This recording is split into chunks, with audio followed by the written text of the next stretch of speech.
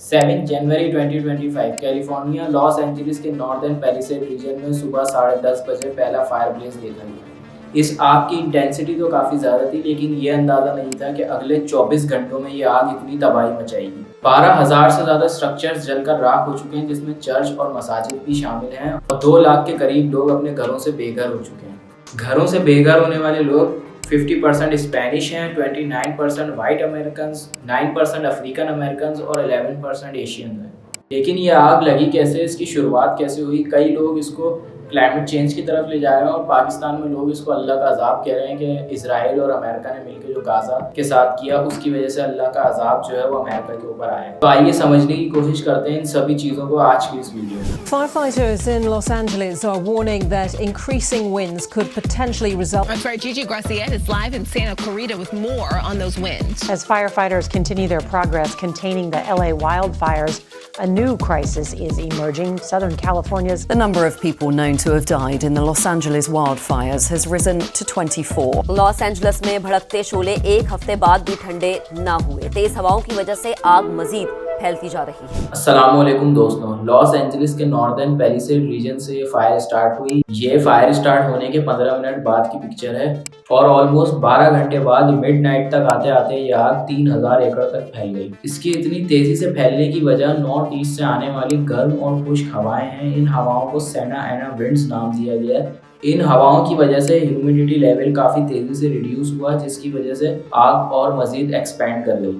इन हवाओं की speed 97 kilometre per hour तक रिकॉर्ड करी गई। इतनी तेज़ हवाओं की वजह से जो फायर फाइटर्स, हेलीकॉप्टर्स और एयरक्राफ्ट थे, उनको भी काफ़ी ज़्यादा प्रॉब्लम हुई अपना काम करने में। तकरीबन 7,500 से ज़्यादा डेडिकेटेड पर्सनल्स, 1162 फायर इंजन्स और 31 हेलीकॉप्टर और 6 वाटर टैंक एयरक्राफ्ट इस आग को बुझाने में लगे हुए थे। कैलिफोर्निया में काफ़ी जगहों पर फायर प्लेसेस देखे गए। पहला पैलिसेड फायर ये 7 जनवरी ट्यूसडे सुबह 10:30 बजे स्टार्ट हुई, और जब ये स्टार्ट हुई तो ये 20 एकड़ पे थी, और अगले 20 मिनट में ये 200 एकड़ तक एक्सपैंड कर गई। दूसरी इटॉन फायर ये स्टार्ट होने के 6 घंटे बाद 1000 एकड़ तक फैल गई। एल्टिडीना फायर ट्यूसडे शाम 6:30 बजे स्टार्ट हुई, और वेडनेसडे रात तक आते आते 10,000 एकड़ तक फैल गई। हर्स फायर ट्यूसडे नाइट 10:10 पे स्टार्ट हुई, और ये 850 एकड़ तक फैल गई। वुडली फायर वुडली पार्क से स्टार्ट हुई, और लॉस एंजलिस फायर डिपार्टमेंट का कहना है कि उन्होंने इसे पूरी कंटेन कर ली है।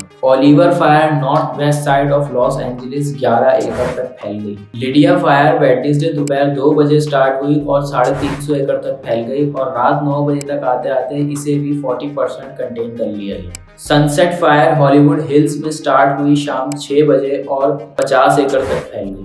ये मैंने आपको इनिशियली जो 24 घंटे के अंदर अंदर हैं वो फिगर्स बताया। अगर इसको पूरा टोटल एरिया कैलकुलेट जो हुआ है वो ऑलमोस्ट 40,000 एकड़ के करीब जो एरिया है वो जलकर राख हो चुका है इस आग में, और 27 के करीब लोग इसमें मर चुके हैं। और अगर टोटल लॉस की बात करी जाए तो यूएस को इससे 250 to 275 बिलियन डॉलर्स का लॉस हुआ है, इकोनॉमी और डैमेज दोनों को मिलाकर। इस आग के लगने की मेनली वजह जो बताई जा रही है वो क्लाइमेट चेंज बताई जा रही है, क्योंकि ग्लोबल वार्मिंग की वजह से हमें एक्सट्रीम वेदर इवेंट्स जो है वो देखने को मिले, जैसे कि एक्सट्रीम हीट वेव्स यानी कि शदीद गर्मी पड़ना, सैलाब और वाइल्ड फायर भी उसी का एक हिस्सा है। तो इसको अल्लाह ताला की तरफ से अजाब कहना बिल्कुल गलत होगा, क्योंकि ये क्लाइमेट चेंज की वजह से हुआ, और क्लाइमेट चेंज की वजह से पूरी दुनिया इफेक्ट हो रही है। जैसे कि पाकिस्तान के अंदर भी बलूचिस्तान में काफ़ी ज़्यादा हमें सैलाब जो है वो देखने को मिले, वो भी क्लाइमेट चेंज की वजह से ही हुआ है। यहाँ पर मैं आपको वाटर टैंक एयरक्राफ्ट के बारे में थोड़ा बताना चाहूँगा, जिसका सबसे ज़्यादा इंपॉर्टेंट रोल रहा है इस वाइल्ड फायर को कंट्रोल करने। इस वाटर टैंक का नाम है सुपर स्कूपर, और जो इसका मॉडल कैलिफोर्निया लॉस एंजलिस में यूज हुआ है वो है C450।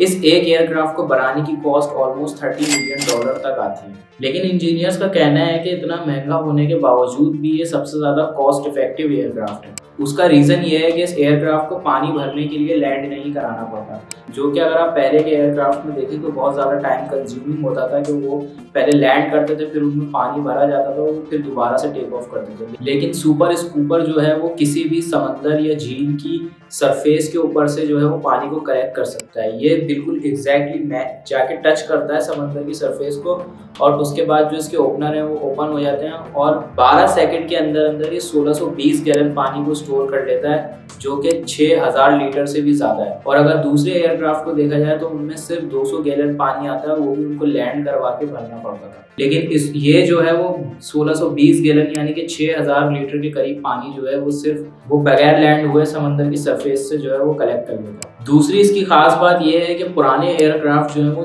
800 फीट या 300 फीट से जो है वो वाटर को ड्रॉप करते हैं, लेकिन जो सुपर स्कूपर है वो 100 फीट से जो है पानी को ड्रॉप कर सकता है जहाँ जिस जगह पर आग लगी हुई है। और ये वाकई काफ़ी कमाल की टेक्नोलॉजी है जिसका यूज़ हुआ है कैलिफोर्निया वाइल्ड फायर को भी कंट्रोल करने में, और इसका सबसे ज़्यादा इम्पोर्टेंट रोल रहा है।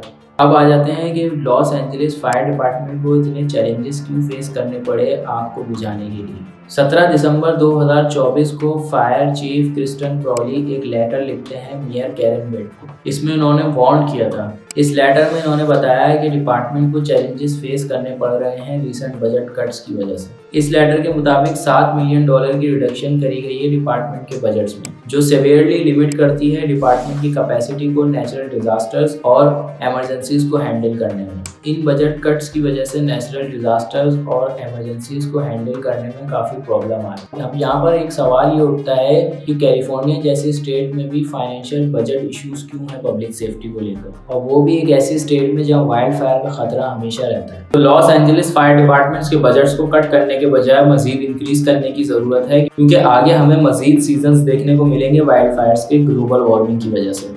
ऑब्वियसली क्लाइमेट चेंज एक बहुत बड़ा रीजन है इन वाइल्ड फायर्स के लगने का। तो इस वीडियो में कैलिफोर्निया वाइल्ड फायर की इन्फॉर्मेशन मैंने आपको देने की कोशिश करी है। अगर ये वीडियो आप लोगों को इन्फॉर्मेटिव लगी हो तो इस वीडियो को शेयर जरूर करिएगा। जज़ाकल्लाह खैरा।